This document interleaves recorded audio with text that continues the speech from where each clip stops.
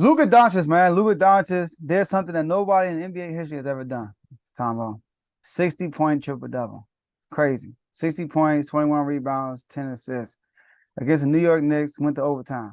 So let's talk about that. Like, what does that triple-double does for the Mavericks? How should you feel if you are a Mavericks fan? Let's talk about that real quick.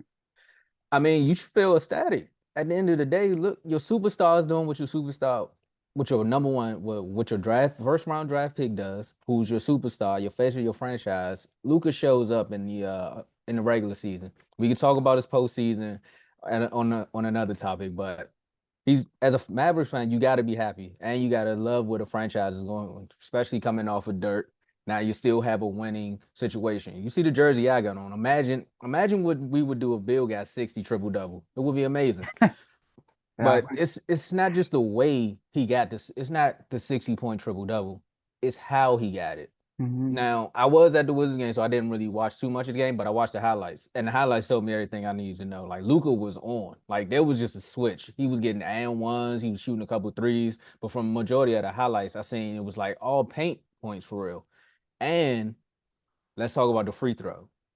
The free throw to tie the game to even take it into overtime. Crazy. Luka must be from this area.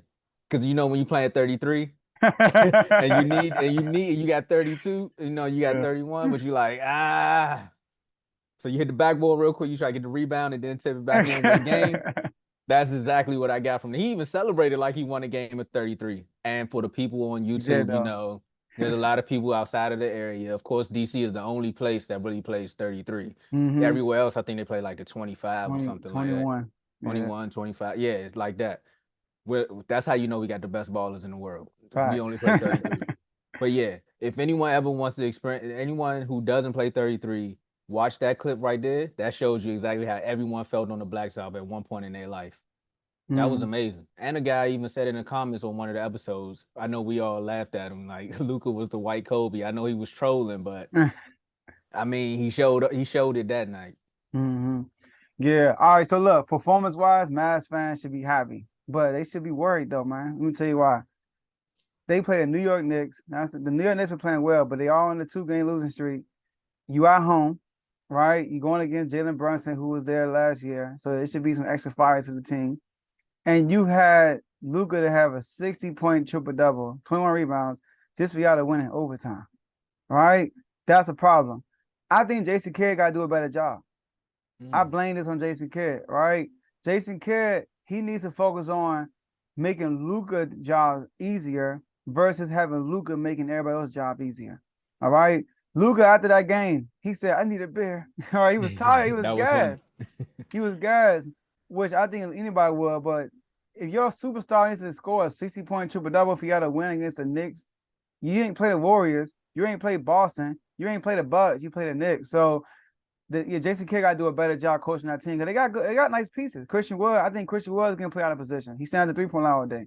You got shooters all around them, right? You got some good defenders too. They were the number 3 defense last year. So Jason Kidd has to find a way to make Luka's job easier because he should have to perform like this every game. That's what it seemed like. Every time they win, he has to have a MVP like game. When he should be having these games when it's needed, which shouldn't be often. So they should be worried in that aspect. I mean, I agree with you on that, but I wanted to get on here and rag on the Knicks too, because at the end of the day, they are the Knicks. But the Knicks did something to improve their roster by going and get Jalen Bronson. Like they were always a point guard away, so I can't really clown the Knicks for being the Knicks because at Mm-hmm. this point they've been a reputable opponent They against most have. of the teams they played. Like the 2 times I watched them play the Bulls, that looked like a great game. So they're looking like a well-rounded team. I also got to take what you said about Luka into play here too, because that is true. There's been several games where the Mavericks needed him to be the guy for them to actually get points. And like you said, that comes down to coaching. So Mm-hmm. two That's things are right. true here. The Knicks are good, but Jason Kidd needs to step up his game. Yeah, Knicks doing good. They won like the last 8 out of 10 games like that. They doing Yeah, good. yeah. Let's get it.